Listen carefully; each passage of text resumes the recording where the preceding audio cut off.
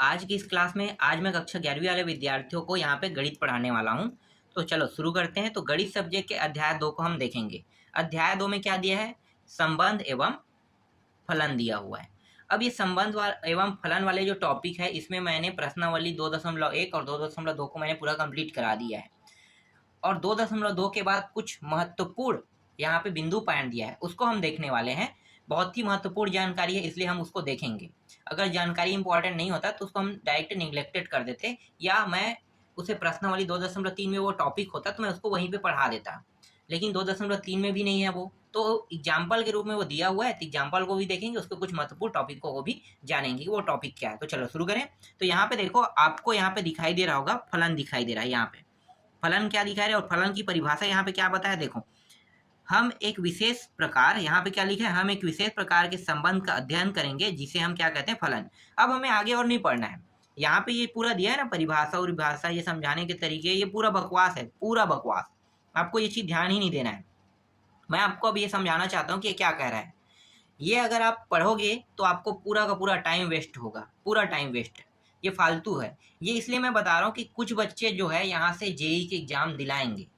अब जेई की एग्जाम दिलाएंगे तो फलन से मान लो प्रश्न आ गया और फलन क्या है पूछ दिया, तो वो एग्जाम यहाँ पे जो परिभाषा दिया उसको थोड़ी बताएगा। वो ये थोड़ी कहेगा कि हम विशेष प्रकार के संबंध का अध्ययन करते हैं, उसे हम फलन कहते हैं। अब भाई ये विशेष प्रकार के संबंध क्या है, पहले ये तो मुझे बताओ कि विशेष प्रकार के संबंध क्या है।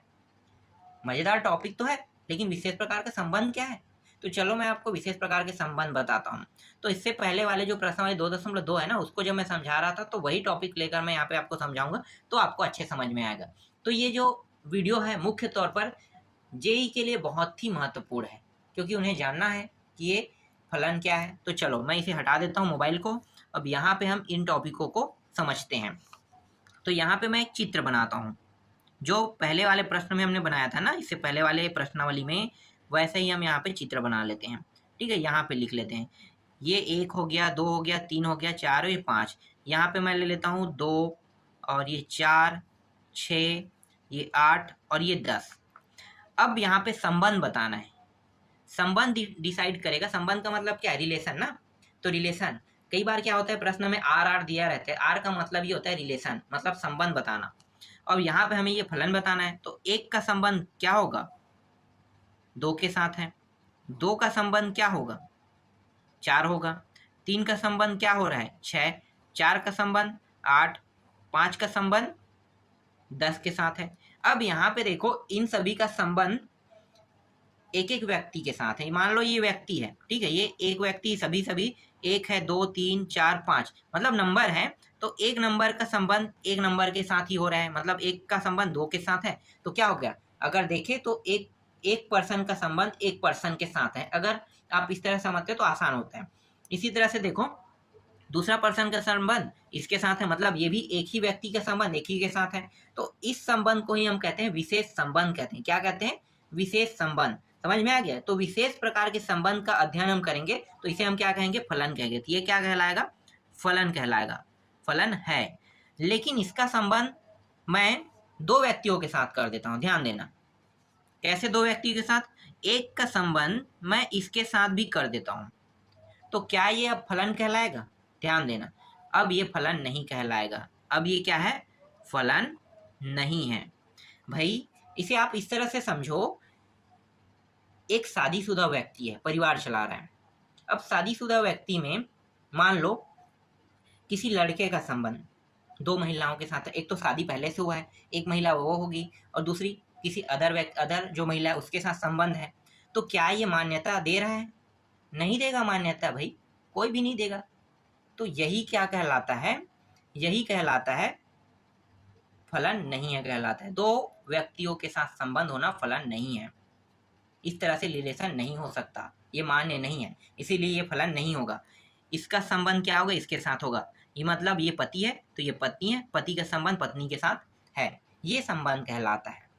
कभी भी एक का संबंध 2 के साथ नहीं हो सकता। इस एक का संबंध जब 2 के साथ नहीं होगा तो 3 के साथ भी नहीं होगा, 4 के साथ भी नहीं होगा। तो इस प्रकार के जो फलन है वो फलन नहीं कहलाएंगे। तो आपको समझ में आ गया कि क्यों फलन कहला रहा है और क्यों फलन नहीं कहला रहा है। अब यहाँ पे एक और टॉपिक है, इसको भी समझ लेते हैं। दूसरा चित्र मैं बनाता हूँ। देखो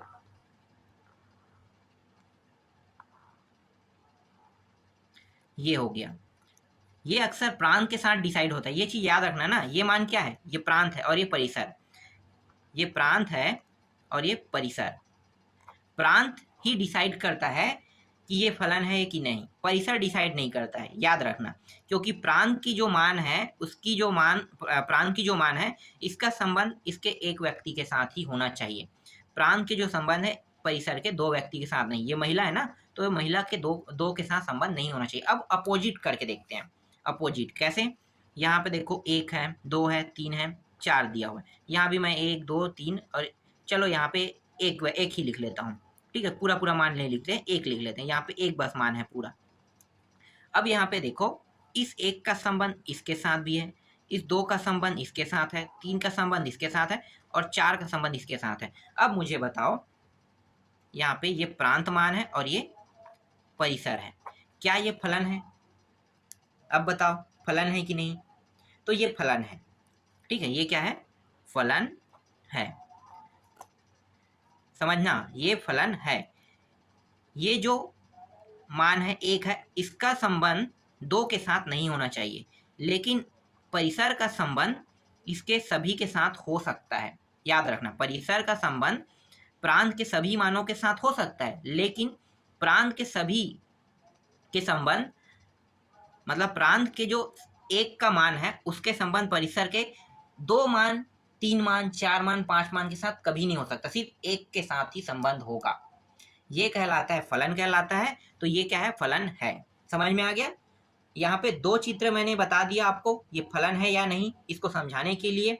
और ये बहुत ही महत्वपूर्ण बात है जो चीज़ मैंने बताया, तो जेई के जो तैयारी करते हैं ना, उनके लिए बहुत ही इंपॉर्टेंट तथ्य था ये, तो वो लोग अच्छे से याद रखना।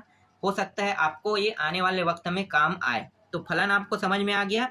अब हम लोग डायरेक्ट यहाँ पे एग्जाम्पल में चलते हैं। तो देखो यहाँ पे मैं आपको दिखा रहा हूँ एग्जाम्पल के कुछ प्रश्न। यहाँ पे देखो 10वां एग्जाम्पल, यहाँ पे 10वां एग्जाम्पल आप देख सकते हो। यहाँ पे आपको क्या बताना है, देखो प्रांत, सहप्रांत और परिसर बताना है, और यहाँ पे बताना है यह एक फलन है या नहीं, ये बताना है। यहाँ पे ध्यान दो, फलन है या नहीं बताना है। तो ये 10वां एग्जाम्पल मैं छोड़ रहा हूँ। क्यों छोड़ रहा हूँ? इसलिए क्योंकि ये जो एग्जाम्पल है ये प्रश्नावली के प्रश्न में भी है, तो मैं वहीं पे आपको समझाऊंगा। इसी तरह से 11वां एग्जाम्पल को भी मैं यहाँ पे छोड़ रहा हूँ, क्योंकि 11वां एग्जाम्पल भी जो है ना, ये भी प्रश्नावली के प्रश्न में दिया हुआ है। तो 11वां एग्जाम्पल को भी प्रश्नावली के प्रश्न में आपको समझाऊंगा, फलन है या अथवा नहीं है ये पूछा है। इसके बाद हम आगे बढ़ते हैं, स्क्रॉल कर लेता हूँ 1 मिनट, यहाँ पे चलो स्क्रॉल करते हैं, हम आगे आते हैं। यहाँ पे देखो अब आते हैं हम लोग 12वां प्रश्न में आते हैं। यहाँ पे 12वां प्रश्न देखो, 12वां प्रश्न क्या है? तो 12वां प्रश्न यहाँ पे दिया हुआ है, मान लीजिए कि n वास्तविक संख्या का समुच्चय है। यहाँ पे f है, f जो है ये फलन है, ठीक है। और यहाँ पे n जो है ये क्या है, वास्तविक संख्या, मतलब प्राकृतिक संख्या आप बोल सकते हो, नंबर है। ये जो है नंबर नंबर की ओर जा रहा है, तो नंबर का संबंध जो है नंबर के साथ होगा। तो यहाँ पे देखो, यहाँ पे fx बराबर 2x + 1 दिया है द्वारा यहाँ पे परिभाषित एक वास्तविक मान फलन है। इस परिभाषा का प्रयोग करके नीचे दी गई सारणी को पूर्ण कीजिए। अब नीचे दिए गए सारणी को पूर्ण करना है कह रहा है। तो ये पूरा मुझे टॉपिक पढ़ने की आवश्यकता नहीं था, मुझे बस ये मान मुझे दिखाई दिया। अब ये fx बराबर 2x + 1 ये मेरे लिए इंपॉर्टेंट है। ये पूरा जो दिया है ना यहाँ पे, ये सब चीज़ लिखा है, ये एकदम फालतू है। क्यों? क्योंकि अगर ये मान लिखा हुआ है तो मुझे पता है कि यहाँ पे मुझे क्या करना है। fx दिया है, यहाँ पे 2x + 1, मतलब यहाँ पे इस डिब्बे में देखो, ये वाला खाली जो डिब्बा दिया है इसमें क्या दिया है, यहाँ पे x की वैल्यू दिया है। क्या रखना है, 1 बार 1, 1 बार 2, 3, 4, 5, 6, 7 इस तरह से रखने के लिए कहा है। तो मुझे क्या करना है, सिर्फ ये वाले मान को लेकर हल करना है। उसके बाद आसानी से इसके जो मान देखो, यहाँ पे क्या क्या मान आया है, यहाँ पे 3 है, 5 है, 7 है, यहाँ पे 9 है, 11 है, 13 है और 15 आया है। कैसे आया है? तो चलो मैं आपको निकाल के दिखाता हूँ अब इसको भी। तो हम यहाँ पे अब हल कर लेते हैं, जो प्रश्न में निकालने के लिए कहा है उसको निकाल लेते हैं। तो यहाँ पे हम लिख लेते हैं y बराबर, y को हमने क्या मान, y जो है क्या है, जो fx है ना, ये दोनों y है, y को ही हम fx कहते हैं। तो हम इसे y बराबर fx इसे ऐसे भी लिख सकते हैं। इसके बराबर इसका जो मान है 2x + 1 है। पहले में हमें क्या रखना है, x की वैल्यू 1 से 7 तक के हमें रखना है। तो पहले में हम x की वैल्यू क्या रखेंगे, 1 रखेंगे। तो f 1 होगा और यहाँ पे 2 गुणित 1 प्लस 1, 2 एकम 2 और प्लस 1 कितना हो गया 3। तो यहाँ पे जब हम 1 रखते हैं मान को तो कितना प्राप्त हो रहा है 3 प्राप्त हो रहा है। फिर f का मान यहाँ पे हम 2 रखेंगे तो ये होगा 2 गुणित 2 प्लस 1 बराबर 2 दूनी कितना होगा 4 और 1 5, ये 5 आ गया। इसी तरह से f3 में 2 गुणित 3 रखते हैं प्लस 1, तो 2 तिया 6 1 7 हो गया। फिर f4 रखो, 2 गुणित x का मान कितना रखें 4 प्लस 1, तो ये हो गया 2 दूनी 2 चौक 8 और 1 9 प्राप्त हो गया। फिर यहाँ पे f5 रखो तो यहाँ पे हो जाएगा 2 गुणित x का मान क्या रखें 5 प्लस 1, तो ये हो गया 2 गुणित 5, 5 दूनी 10 1 11 हो गया। फिर यहाँ पे 6 रखेंगे तो इधर 2 गुणित 6 प्लस 1, 6 दूनी 12 और 1 13 प्राप्त हो गया। f7 रखते हैं तो यहाँ पे 2 गुणित 7 और प्लस 1 बराबर यहाँ पे 15 प्राप्त हो गया। तो देखो इस तरह से मान यहाँ पे प्राप्त हुए। 1 रखने पर 3, 2 रखने पर 5, 3 रखने पर 7, 4 रखने पर 9, 5 रखने पर 11, 6 रखने पर 13 और 7 रखने पर 15। तो अब यहाँ पे मुझे ये बताओ, यहाँ तो पूछा नहीं है कि ये फलन है कि नहीं, यहाँ पे सिर्फ ये जो खाली जो इसमें जो डिब्बा दिया हुआ था ना उसमें हमें सिर्फ मान रखने के लिए कहा था, तो जो मान है वो तो मैं दिखा दिया हूँ। तो यहाँ पे एक चीज मुझे बताओ कि ये फलन है कि नहीं, क्योंकि अक्सर प्रश्न में ये पूछा जा सकता है कि फलन है या नहीं। तो आपको ये चीज देखना है कि फलन है कि नहीं। तो फलन को आपको समझने के लिए आपको क्या करना है, यहाँ पे कहीं पे भी आपको नहीं बताया गया है कि यहाँ क्या करना है, लेकिन देखो मैं आपको बता रहा हूँ कैसे पता चल जाएगा कि ये फलन है कि नहीं। हम क्या करेंगे, प्रांत और परिसर का उपयोग करेंगे। ठीक है, ये वाले मान को हम क्या कहते हैं, प्रांत कहते हैं, इसको हम क्या कहते हैं, परिसर कहते हैं। देखते हैं संबंध किसके किसके साथ स्थापित कर रहा है। यहाँ पे 1 से 7 तक है, 2 3 4 5 6 और 7। इसी तरह देखो 3 5 7 9 11 13 और ये 15। तो यहाँ पे देखो 1 का संबंध इसके साथ है, 2 का 5 के साथ, 3 का 7, 4 का 9, 5 का 11, 6 का 13 और 7 का 20। अब देखो हर एक पर्सन, प्रांत के हर एक पर्सन का परिसर के हर एक पर्सन के साथ ही संबंध है। इसका मतलब क्या है कि ये फलन है। समझ में आ गया, ये क्या है, फलन है। तो इस तरह से 12वां एग्जाम्पल आपको समझ में आया। अगर फलन पूछता तो आपको इस तरह से आपको यहाँ पे देने थे आंसर में। तो यहाँ पे देखो जो हमने मान निकाला है, यहाँ पे 3 5 7, यहाँ पे आप पूरा देख सकते हो 15 तक के हैं। तो इस तरह से मान आपको निकालने हैं। चलो अब आगे बढ़ते हैं। इसके बाद मैं स्क्रॉल करता हूँ, यहाँ पे देखो क्या लिखा है, यहाँ पे लिखा है कुछ फलन और उनके आलेख। अब ये आलेख क्या होता है, तो देखो यहाँ पे तत्समक फलन लिखा हुआ है, इसके बारे में आपको बताऊंगा बाद में। अभी आप इन सातों को थोड़ा सा जान लो। चलो मैं बता देता हूँ, थोड़ी जानकारी बता देता हूँ। यहाँ पे मैंने पहले से, चलो यहाँ पे पहले से तैयार है, उसको दिखाता हूँ मैं आपको। यहाँ पे देखो, ये थोड़ा सा मैं जूम है उसको आउट कर लेता हूँ, ठीक है, इनसे आउट। यहाँ पे देखो तत्समक फलन, यहाँ पे तो तत्समक फलन की जो आकृति कुछ इस प्रकार से बनेगा। ये क्या है, यहाँ पे अगर x की वैल्यू हम 1 रखेंगे तो y की वैल्यू भी क्या प्राप्त होगा 1। x की वैल्यू अगर मैं 2 रखता हूँ तो y की वैल्यू क्या प्राप्त होगा 2। तो इस प्रकार से आकृति हमें मिलते जाएगा। तो ये कहलाता है तत्समक फलन कहलाता है। समझ में आ गया। ये है अचर फलन। अचर फलन क्या होता है, एक रेखा के समान होता है, मतलब समांतर रेखा। तो देखो समांतर रेखा की तरह ये प्राप्त हो गया, समांतर रेखा। यहाँ पे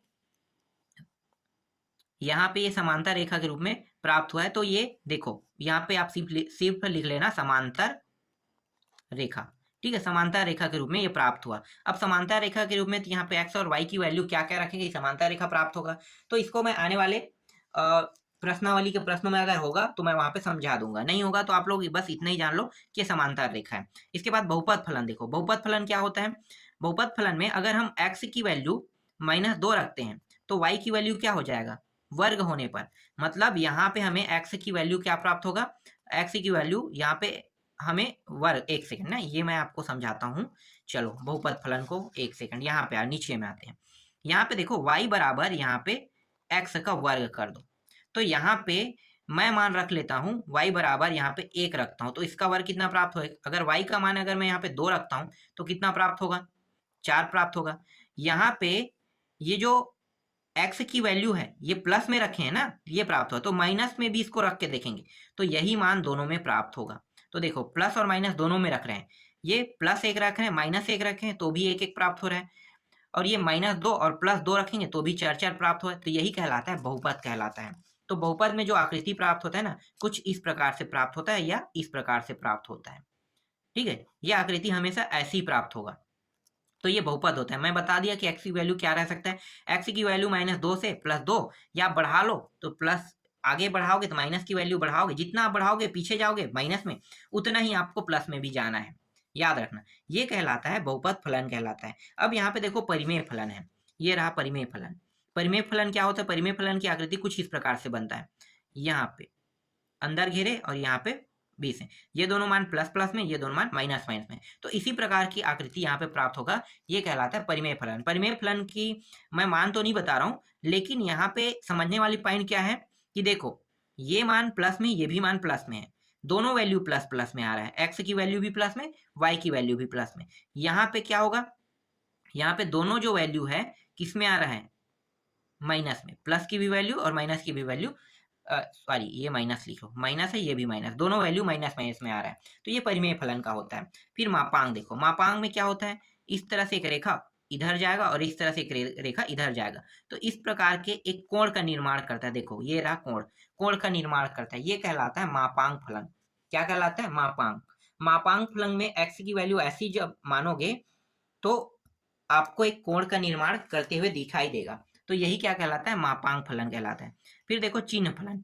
चिन्ह फलन क्या है कि चिन्ह फलन में एक्स की वैल्यू अगर आप 0 रखते हैं तो वाई की वैल्यू देखो यहाँ पे प्लस और माइनस यहाँ भी ये प्राप्त हो सकता है। तो चिन्ह मतलब ये जो चिन्ह फलन है इसमें एक्स की वैल्यू क्या होगी, 0 होगी, तो वाई की वैल्यू हमेशा या तो प्लस में प्राप्त हो माइनस, लेकिन कभी भी 0 प्राप्त नहीं होगा। लेकिन y की वैल्यू अगर 0 प्राप्त होता है तो x की वैल्यू कभी 0 प्राप्त नहीं होगा, याद रखना। दोनों में से किसी एक की वैल्यू ही 0 होगा, दोनों की वैल्यू 0 कभी नहीं हो सकता। तो इस प्रकार के चिन्ह प्राप्त होगा। देखो यहाँ से ये बिंदु ये +5 है और ये -5 है, तो यहाँ से यहाँ एक चिन्ह प्राप्त हुआ, इस प्रकार की आकृति, तो यही क्या कहलाता है, चिन्ह फलन कहलाता है। इसके बाद देखो महत्तम फलन। महत्तम फलन में आपको कुछ इस प्रकार से आकृति प्राप्त होगा। तो ये बहुत इंपॉर्टेंट तथ्य है जो मैं आपको बताना चाहता था। ये सातों के बारे में जिक्र हुआ है ना, तो यही सातों चीजों को बारे में जो जिक्र हुआ है इसको मैं यहाँ पे आपको बताना चाहता, तो यहाँ पे कंप्लीट हो गया। अब हम यहाँ पे देख लेते हैं, नेक्स्ट प्रश्न देखते हैं। चलो आगे अगला जो प्रश्न है यहाँ पे मैं थोड़ा सा जूम कर लेता हूँ। ठीक है, यहाँ पे जूम करते हैं, अब आगे बढ़ते हैं। यहाँ पे फिर से देखो, अचर को भी मैं समझा दिया हूँ सभी को। अब यहाँ पे देखो 13वां प्रश्न आ रहा है। यहाँ पे 13वां प्रश्न देखो क्या लिखा है।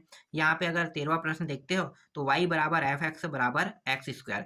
बस अब मुझे पीछे देखने की जरूरत नहीं है, मुझे समझ में आ गया कि ये क्या करने के लिए कह रहा है मुझे। देखो आगे यहाँ पे मुझे ये पूरा पढ़ने की जरूरत है क्या, नहीं ना। यहाँ पे क्या कहा है, y का मान यहाँ पे f(x) है, मतलब y जो है f(x) से दर्शाया गया, और f(x) की वैल्यू कितनी है, x²। तो मुझे पता है कि x का मान मुझे रखना है, और यहाँ पे तालिका भी दिया है, तो x का मान -4 से लेके +4 तक रखेंगे।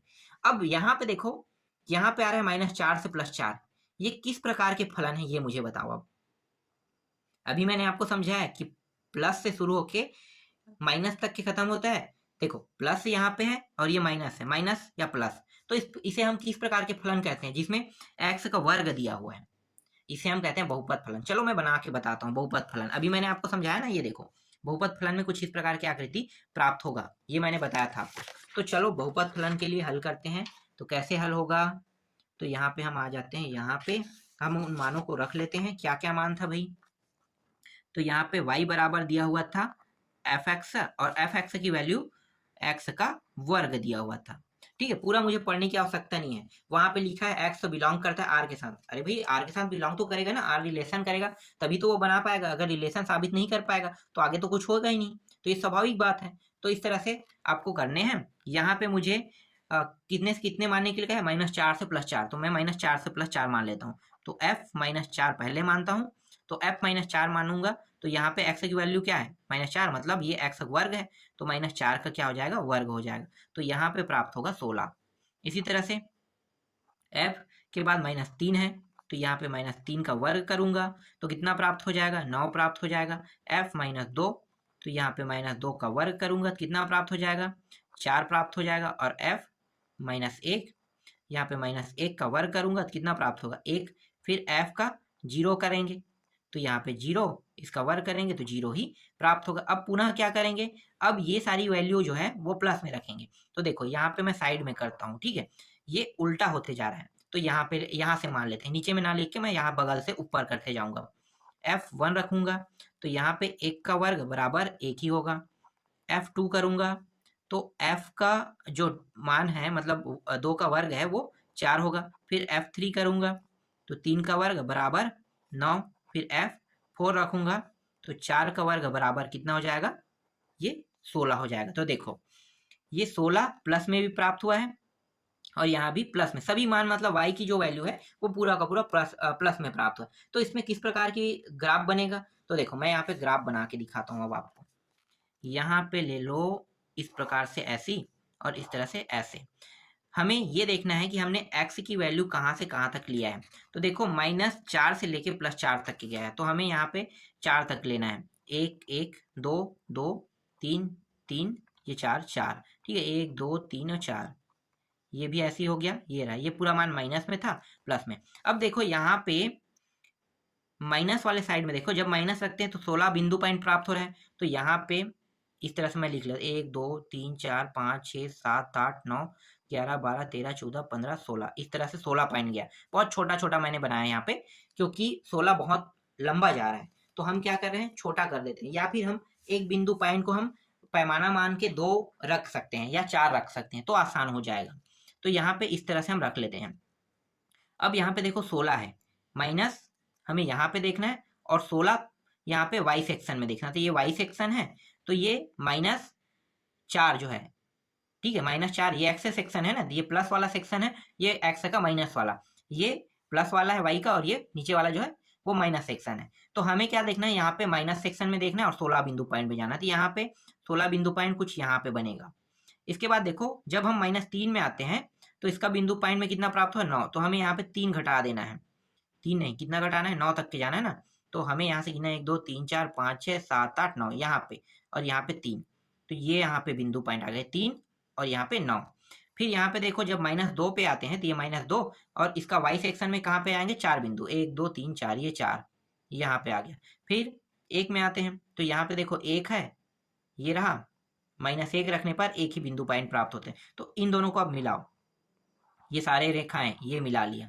अब यहाँ अंतिम में क्या है, 0, तो यहाँ पे 0 से गुजारेंगे, ये 0 हो गया। फिर यहाँ पे वैसे ही करेंगे, यहाँ पे 16 और ये 4 यहाँ पे आ गया। फिर यहाँ पे देखो 9 है और 3 यहाँ पे है।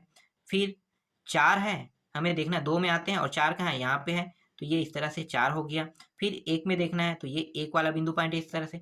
तो ये इस प्रकार से ये आकृति हमें प्राप्त हुआ। यही क्या कहलाता है, बहुपद फलन कहलाता है। क्या कहलाता है, बहुपद फलन कहलाता है। समझ में आ गया, बहुपद फलन, ठीक। तो इस तरह से ये आकृति जो प्राप्त हुआ ये क्या कहला रहा है, बहुपद फलन कहला रहा है।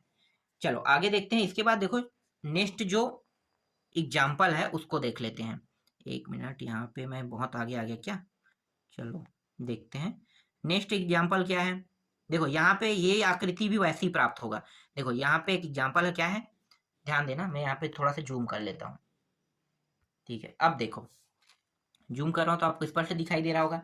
यहाँ पे क्या लिखा है, f(x) लिखा हुआ है, फिर बराबर x का 3 घात दिया मतलब क्यूब है, ठीक है, और x बिलोंग कर r के साथ। यहाँ पे फलन है, r जो है r की ओर जा रहा है, r जो है रिलेशन है ना, तो रिलेशन जो है रिलेशन की ओर ही जा रहा है। अब यहाँ पे देखो समझाया है, तो यहाँ पे मान कैसे रखना है, तब हमें ये सारी मान प्राप्त होगा। तो यहाँ पे आप देख सकते हो, जैसे मैंने इससे पहले वाले को समझाया ना, सेम टू सेम है। जब हम 0 रखते हैं, देखो यहाँ पे 0 रखेंगे तो क्या होगा, 0 प्राप्त होगा। फिर 1 रखेंगे तो माइनस में भी 1 रखेंगे, क्योंकि ये बहुपद फलन है ना भाई। बहुपद फलन में क्या है कि x क्यूब दिया है, यहाँ पे देखो x क्यूब दिया है, तो बहुपद फलन के अंदर ये आता है। तो क्यूब है मतलब हमें क्या करना है, अगर हम प्लस में 1 रखेंगे यहाँ पे देखो तो हमें 1 प्राप्त होगा, तो हमें माइनस में भी 1 रखना है। तो यहाँ पे देखो माइनस में 1 रखे तो माइनस में क्या प्राप्त हो रहा है, 1 प्राप्त हो रहा है। चलो ये समझ में नहीं आ रहा होगा, मुझे पता है, मुझे इसे समझाना ही पड़ेगा। चलो मैं दिखाता हूँ कैसे हुआ होगा। मैं थोड़ा सा इसे नीचे ले आता हूँ। यहाँ पे देखो f(x) इस तरह से दिया हुआ था और x का 3 घात दिया हुआ है।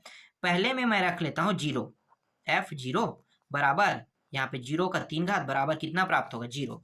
अब यहाँ पे देखो f(1) रखूंगा प्लस में मैं, तो यहाँ पे 1 हो गया, 1 का 3 घात बराबर 1 ही प्राप्त होगा।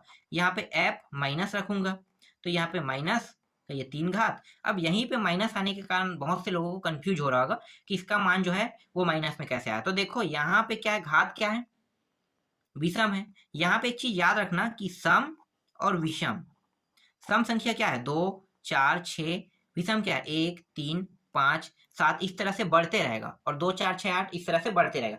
तो ये सम है।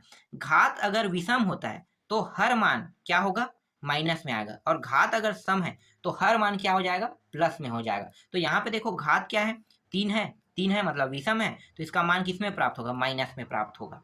आगे मैं और बताऊंगा इसके बारे में, चलो देखते जाओ। इसके बाद देखो यहाँ पे f2 रखते हैं, तो यहाँ पे 2 का 3 घात मतलब 2 गुणी 2 गुणी 2, 2 का 3 बार गुणा करें कितना प्राप्त होगा, 8 प्राप्त होगा। फिर 2 का माइनस 2 और यहाँ पे माइनस 2 का 3 घात बराबर कितना होगा, 8। अब यहाँ पे मैंने क्या बताया था, घात अगर विषम है तो क्या होगा, माइनस लग जाएगा, तो यहाँ पे माइनस लग गया।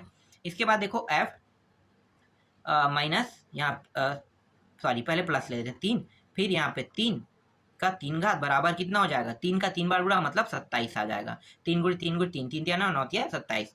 इसी तरह से f माइनस 3 बराबर माइनस 3 का 3 घात, तो यहाँ पे क्या हो जाएगा, 27 तो आएगा, लेकिन घात विषम होने के कारण माइनस 27 आएगा। तो देखो ये मान प्राप्त हुआ। अब मैं आपको यहाँ पे दिखाता हूँ, यहाँ पे देखो, यहाँ पे अब देखो क्या क्या प्राप्त हुआ है। जब हम f0 रखें तो 0 प्राप्त हो, f1 रखें 1, फिर यहाँ पे देखो -1 रखने पर 1, फिर 2 रखने पर 8, फिर -2 रखने पर -8, 3 रखने पर 27 और -3 रखने पर -27। इस प्रकार से ये प्राप्त हुआ है। अब इसके लिए देखो आकृति कैसे बनेगा, इस प्रकार से आकृति बनेगा, ध्यान देना, इस प्रकार से आकृति बनेगा। तो इस आकृति को आप कैसे बनाओगे, तो देखो यहाँ पे हमें जो मान प्राप्त हुआ है ना, x और x का मान जो है हमने रखा है, तो y का जो मान प्राप्त हुआ है इसके हिसाब से हमने चित्र को हमें बनाना है। चलो मैं चित्र भी बना के दिखाता हूँ, कुछ लोगों को यहाँ पे कंफ्यूज होगा, मतलब कंफ्यूजन होगा कि ये जो चित्र है ये कैसे बना होगा। मैं आपको दिखाता हूँ, 1 मिनट, यहाँ पे आते हैं, यहाँ पे देखो ये हो गया, ये हो गया। हमें 27 तक के जाना है, ठीक है, 27 तक के कहाँ किस में जाना है, y सेक्शन में। अब ये काफ़ी कॉम्प्लिकेटिव है यार, बहुत दूर तक के जाना, मैं उतना दूर नहीं जा सकता। तो मैं क्या करूँगा, मैं इसे डायरेक्ट एक पॉइंट को 9 18 27 सीधा ये 9 रखता हूँ, या 18 और 27 मैं पैमाना मान लेता हूँ डायरेक्ट। यहाँ भी मैं वैसे ही करूँगा, ये 9 18 और ये 27 पैमाना मान लिया हूँ। पैमाना क्या माना हूँ कि पैमाना मैंने माना है 1, ठीक है। यहाँ पे हम क्या करेंगे, 1 अंक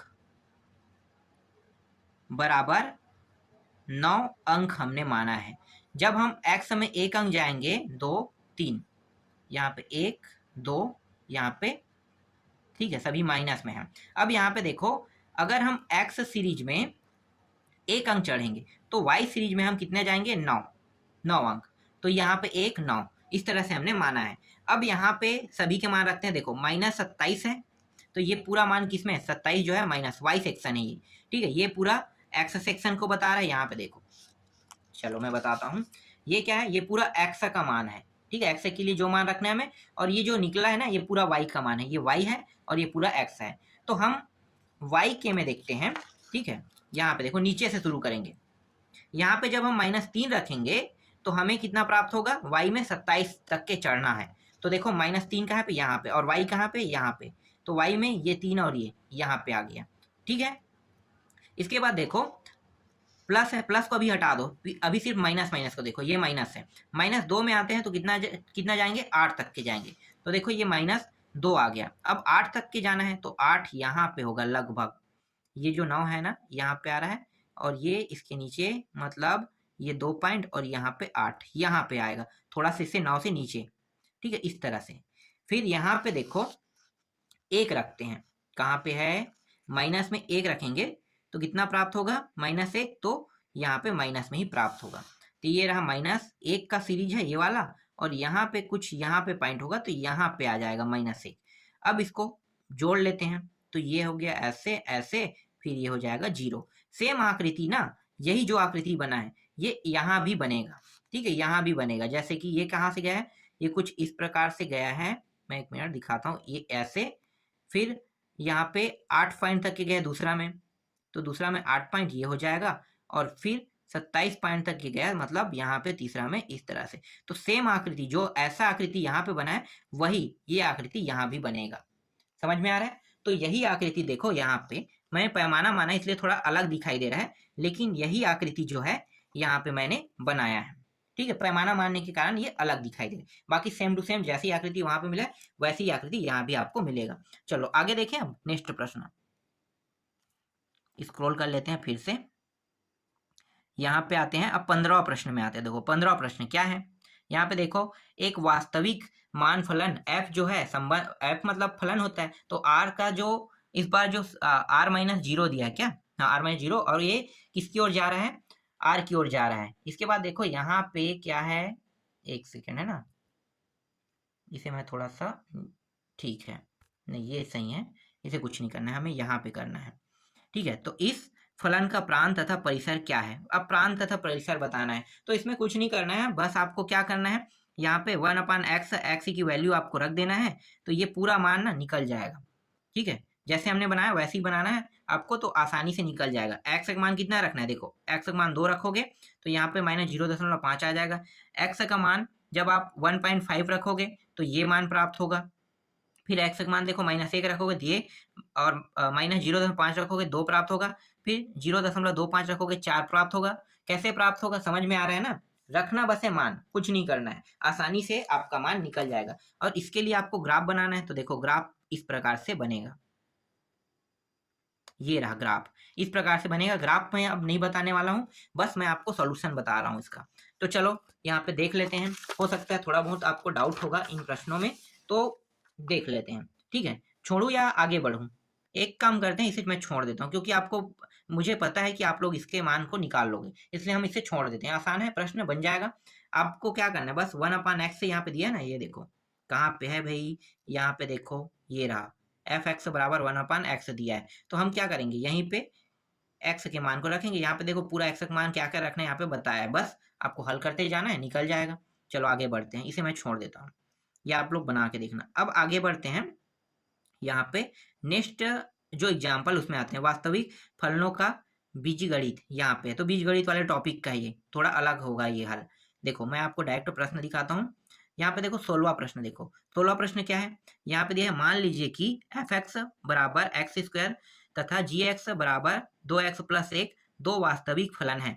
यहाँ पे f + g और यहाँ पे x जो है बाहर है, फिर f - g करना है, फिर f g करना है, फिर f को g से भागित करना है। ये कहना क्या चाहता है, चलो मैं स्पष्ट करता हूँ। तो मैं इसे हटा लेता हूँ। यहाँ पे मैं सबसे पहले लिखूंगा f(x) का मान कितना है, x² और g(x) का मान कितना है, 2x + 1, तब ये हल हो जाएगा। तो चलो दिखाता हूँ मैं कैसे हल करना है। यहाँ पे f(x) दिया हुआ है, f(x) का मान कितना दिया हुआ है, f(x) का मान दिया हुआ है x² दिया हुआ है, और यहाँ पे gx दिया हुआ है, तो यहाँ पे मैं लिख लेता हूँ थोड़ी दूर में gx का मान, और gx का मान कितना दिया है, 2x + 1 दिया हुआ है। इस तरह से मान दिया हुआ है। अब यहाँ पे आप समझो, ठीक है, मैं क्या समझाना चाहता हूँ, चलो इसे थोड़ा सा डाउन करो।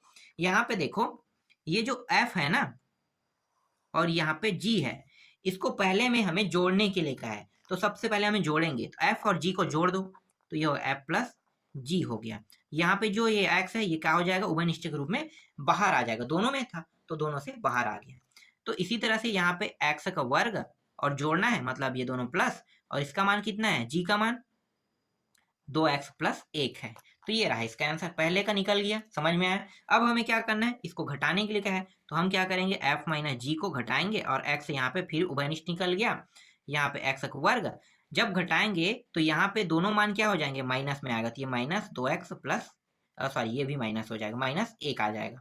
ये भी इसका आंसर निकल गया। देखो इसके बाद क्या करेंगे, इन दोनों का गुणा कर देंगे, तो ये हो गया f और g का गुणा, तो ये x बाहर हो गया, यहाँ पे हो जाएगा x का वर्ग, गुणा कर रहे हैं गुणा, और 2x + 1, तो इसका जो मान आएगा वो आ जाएगा, इसके साथ गुणा करेंगे तो x का 3 घात और 2 प्लस x का वर्ग, ये मान आ जाएगा। तो ये इसका आंसर हो गया, ये भी निकल गया।